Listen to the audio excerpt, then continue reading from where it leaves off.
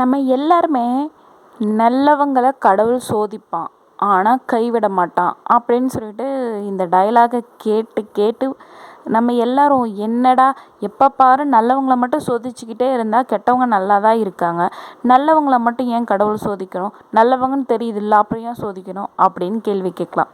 சரி, நல்லவங்கள மட்டும் ஏன் கடவுள் சோதிக்கிறாரு, மற்றவங்களுக்கு ஏன் சோதனையே இல்லையா, ஏன் நல்லவங்க மட்டும்தான் கஷ்டப்படணுமா அப்படின்னு கேட்குற எல்லாருக்குமே இந்த கதை ஒரு விடையாக இருக்கும். வாங்க கதைக்குள்ளே போகலாம். நான் உங்களை செல் தகடூர் தமிழச்சி.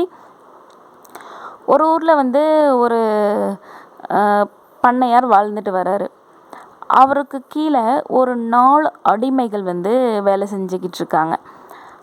4 அடிமைகள் அப்படின்னா அந்த காலத்தில் அடிமைகளாக வாழ்கிறது தன்னை அடமானம் வச்சு அந்த பணத்தை வாங்கி வீட்டு குடும்ப செலவுக்கு கொடுத்துட்டு அந்த பணம் கழியிற வரைக்கும் அவர் பண்ணையிலையோ இல்லை வீடுகளிலோ வேலை செய்கிறது அந்த காலத்தில் ஒரு வழக்கமாகவே இருந்தது இல்லைங்களா? சரி, நம்ம எல்லாருக்கும் ஒரு கண்ணோட்டம் இருக்கும். ஒரு பண்ணையார் வீடு அப்படின்னாவே எப்படி இருக்கும்?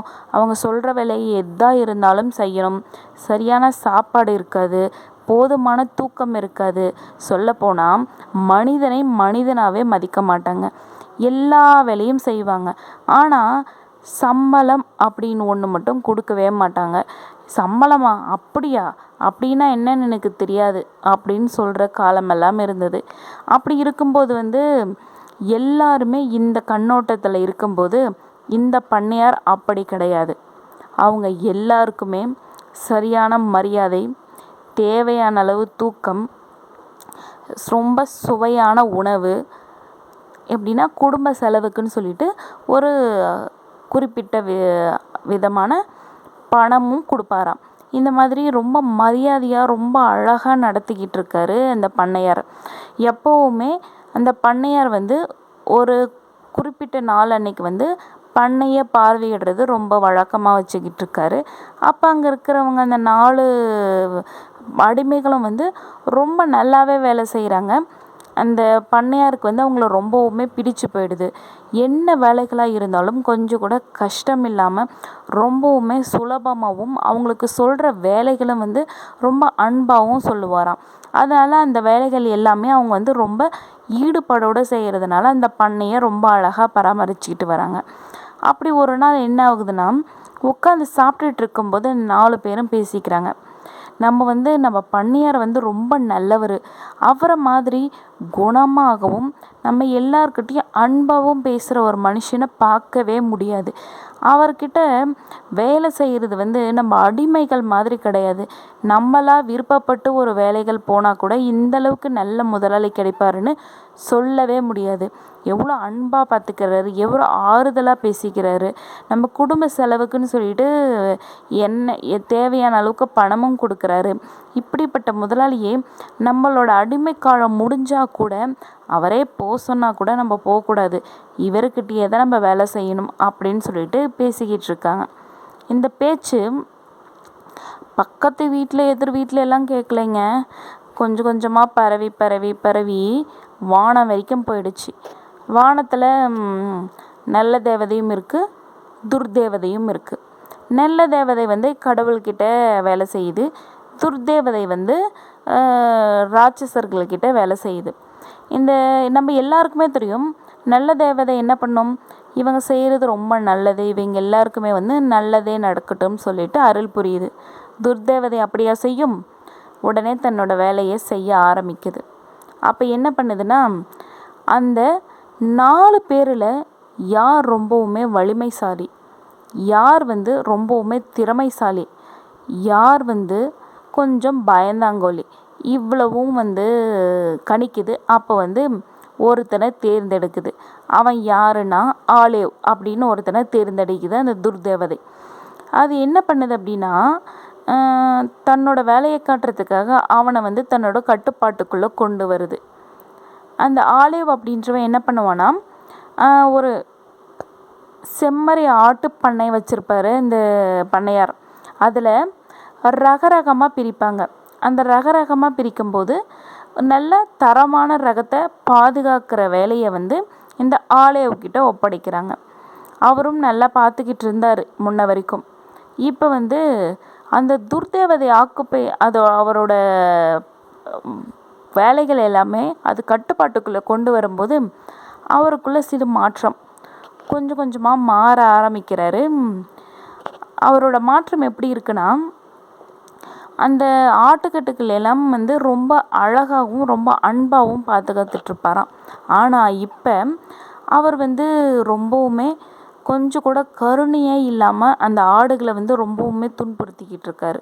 அது மட்டும் கிடையாது, அவர் சரியான நேரங்களில் வேலை செய்யாமல் யார் சொல் பேச்சையும் கேட்காம அவர் இஷ்டத்துக்கு இருக்கிறது, வேலை நேரங்களில் படுத்து தூங்குறது, இந்த மாதிரி வேலைகள் எல்லாம் செஞ்சுக்கிட்டு இருக்காரு. என்ன ஆச்சு இவனுக்கு அப்படின்னு சொல்லிட்டு அவருக்குள் அந்த 3 பேரும் பேசிக்கிறாங்க.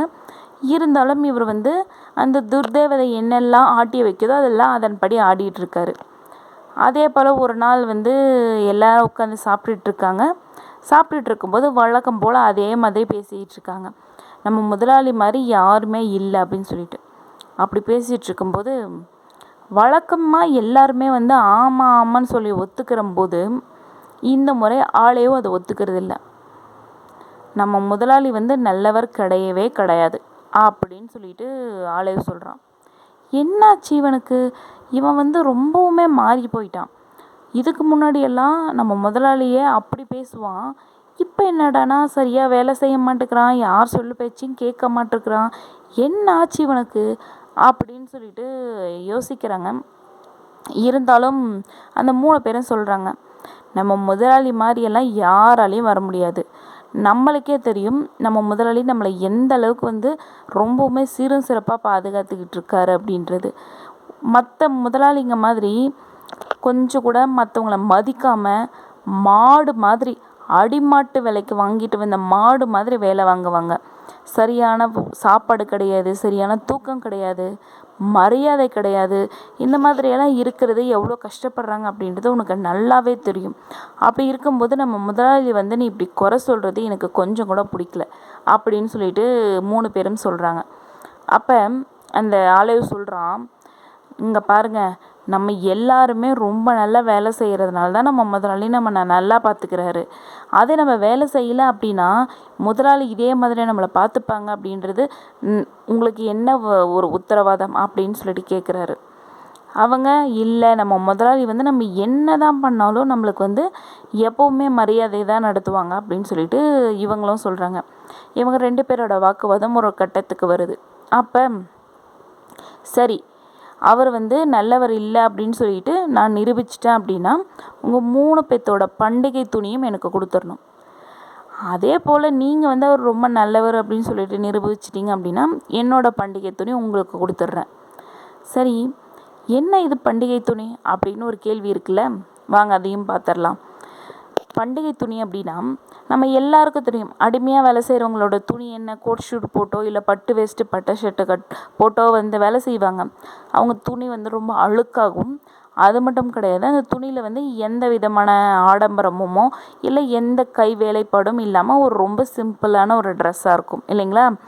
அப்படி இருக்கும்போது பண்டிகை காலை துணிகள்னால் எப்படி இருக்கும்? கொஞ்சம் வேலைப்பாடோட கொஞ்சம் விலை உயர்ந்ததாக இருக்கும். நம்ம எல்லாருமே எப்படி சொல்கிறதுனா, ஸ்கூலோ இல்லை ஆஃபீஸோ போகும்போது எப்போவுமே ஒரே யூனிஃபார்ம் போட்டுட்டு திடீர்னு ஒரு ஃபங்க்ஷன் நாளில் ஒரு நல்ல பட்டு வேஷ்டி பட்டு சட்டை இல்லை கலர் கலராக போட்டுட்டு போனால் எப்படி இருக்கும்? அந்த மாதிரி ஒரு சந்தோஷம்தான் அவங்களுக்கும். அந்த துணியை தான் வந்து 2 பேருமே சேர்ந்து போட்டிக்கு போட்டியாக பந்தயம் வைக்கிறாங்க. அதே மாதிரி ஒரு கொஞ்ச நாளுக்கு அப்புறம் பண்ணையாரும் வராரு. அவர் வந்து தோட்டத்தை வந்து பார்க்குறதுக்காக வராரு.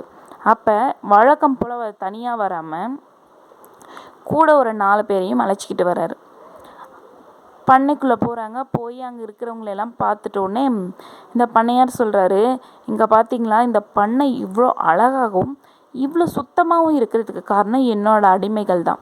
அவங்க வந்து எல்லா வேலைகளையுமே ரொம்பவுமே நேர்த்தியாகவும் ரொம்ப அமைதியாகவும் செய்வாங்க. அதனால தான் இந்த பண்ணை இந்த அளவுக்கு ஒரு அழகாகவும் அருமையாகவும் இருக்கிறதுக்கு காரணம் என்னோடய அடிமைகள் தான் அப்படின்னு சொல்லிட்டு பேசுகிறாங்க.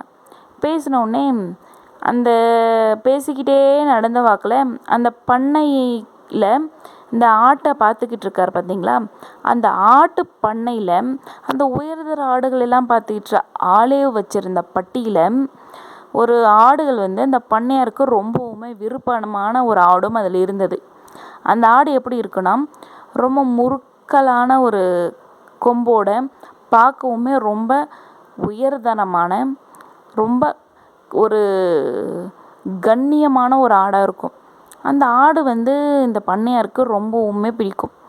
அப்படி இருக்கும்போது வந்து அந்த ஆட்டை பார்க்குறதுக்காகவே எப்பவுமே அந்த பண்ணைக்கு வருவார். தவறாமல் மற்ற வேலைகளை பார்க்குறாரோ இல்லையோ, அந்த ஆட்டை பார்க்காம அவர் அந்த பண்ணையை விட்டு கிளம்பினதே கிடையாது. அந்த மாதிரி இருக்கும்போது அந்த ஆலேவுக்கிட்ட தான் அந்த ஆடு வந்து பராமரிப்பில் இருக்குது. அதனால ஆலேவுக்கிட்ட சொல்லி, அப்பா அந்த ஆடை கொஞ்சம் கூப்பிட்டுட்டு வா, நான் பார்த்துட்டு நான் கிளம்பணும் அப்படின்னு சொல்கிறாரு. உடனே இந்த ஆளே வந்து வழக்கம் போல் ரொம்ப அமைதியாகவோ இல்லை ரொம்ப சாதுவாகவோ நடந்துக்காமல் ரொம்ப அப்படியே ஒரு மாதிரி அடாவடியாக மூர்க்கத்தனமாக நடந்து போகிறான். அது வந்து பண்ணையார் அந்தளவுக்கு பெருசாக எடுத்துக்கிறதுக்கு இல்லை. உடனே அந்த ஆட்டுப்பட்டிக்குள்ளே போகிறாரு. போனோடனே அந்த ஆடுகள் எல்லாத்தையுமே, பக்கத்தில் இருந்த ஆடுகள் எல்லாமே வெறித்தனமாக பிடிச்சி தள்ளுறாரு. அவருக்கு பிடிச்ச ஆடையும் காலை ரெண்டையும் பிடிச்சி தர தர தர தரன்னு இழுத்துட்டு வராரு. இழுத்துட்டு வந்ததில் அந்த ஆடு வந்து ரொம்பவுமே பயந்து போய் தடுமாறி கீழே விழுந்து காலில் அடிபட்டு ரத்தம் கொட்ட ஆரம்பிக்குது. இருந்தாலும் ஆளையும் அந்த ஆட்டை விடுறதில்ல. அந்த ஆட்டை வந்து ரொம்ப தர தரன்னு பிடிச்சி இழுத்துக்கிட்டு வராரு.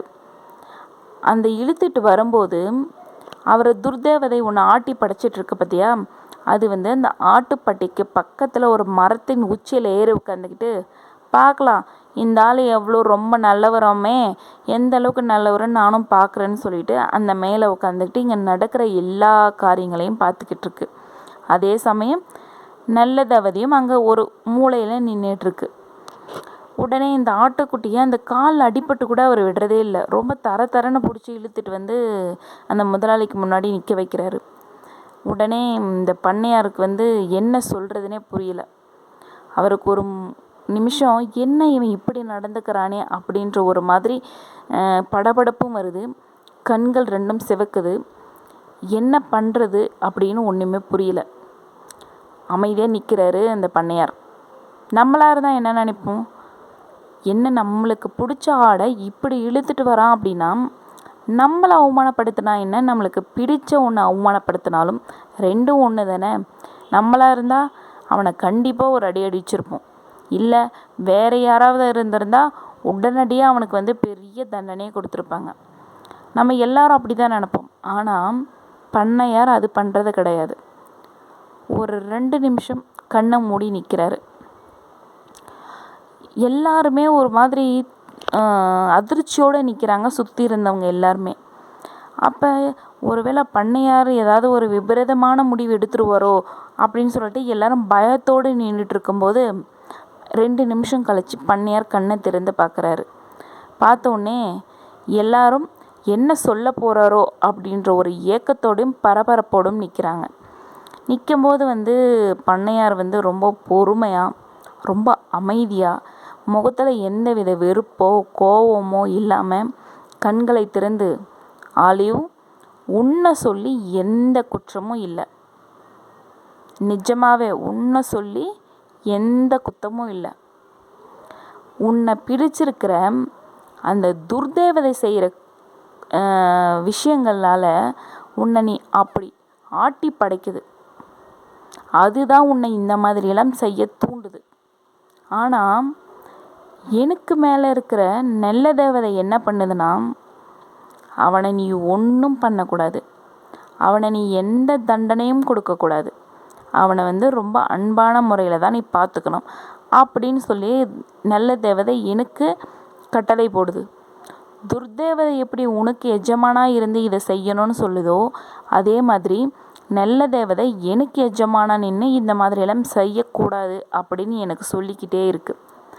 துர்தேவதை விட நல்ல தேவதை வந்து ரொம்ப பெரிய ஆள் இல்லையா, அதனால் அவர் சொல்கிறத நான் கேட்டு தானே ஆகணும் அப்படின்னு சொல்லிட்டு, சரி உனக்கு வந்து இதுக்கப்புறம் இந்த இடத்துல வேலை செய்ய பிடிக்கலை, என்கிட்ட அடிமையாக இருக்க உனக்கு இஷ்டம் இல்லை அப்படின்னா நீ தாராளமாக இந்த பண்ணையை விட்டு போகலாம். உன்னை வந்து இந்த இடத்துல விட்டு வலுக்கட்டாயமாகவோ இல்லை கோவத்தோடையோ நான் அனுப்பலை. உன்னோட விருப்பம் இருந்தால் நீ இந்த பண்ணையை விட்டு தாராளமாக வெளியில் போகலாம் அப்படின்னு சொல்லிட்டு பண்ணையார் சொல்லிடுறாரு.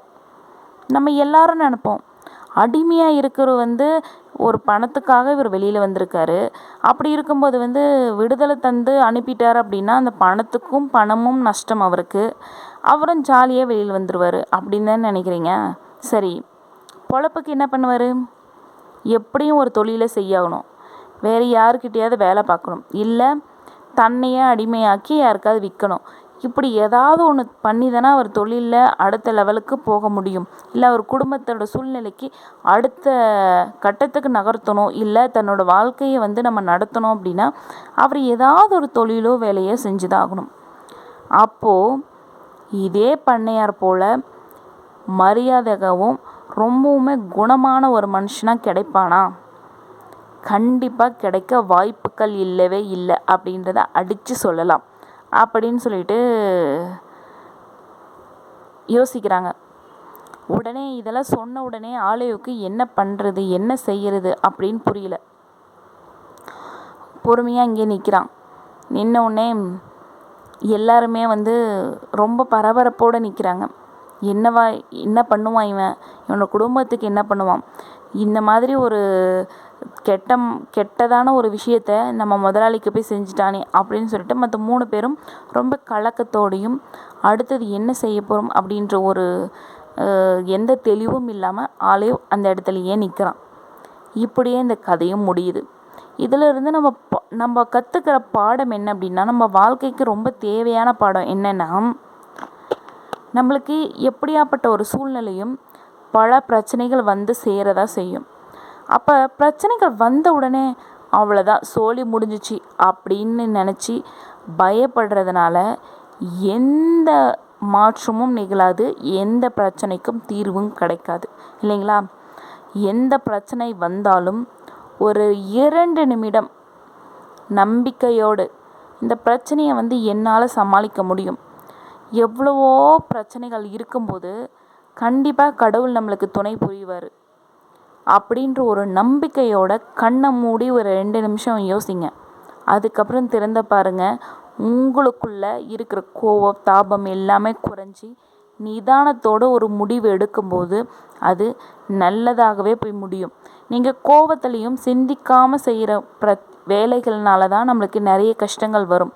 ஒரு 2 நிமிடம் நம்ம ஒதுக்கி அதை நம்ம யோசித்தோம் அப்படின்னா கண்டிப்பாக எந்த விதமான பிரச்சனைகளுக்கும் ஒரு தீர்வு கிடைக்கும் அப்படின்றது வந்து உறுதியாக என்னால் சொல்ல முடியும்.